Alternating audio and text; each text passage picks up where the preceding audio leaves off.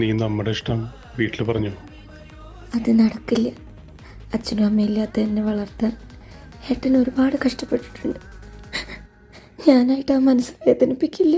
മധുരാനന്ദ ഹൃദയാരണ്യ സ്വരലാവണ്യ പ്രണയാര മോളെ ഭക്ഷണം കഴിക്കേ.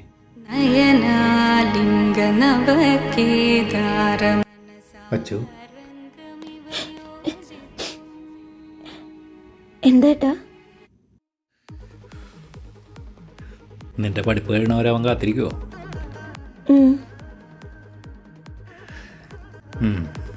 അങ്ങനെയെങ്കിൽ അവനോട് ഏട്ടനെ ഒന്നൊന്ന് കാണാൻ പറ. ശരിക്കും? ആ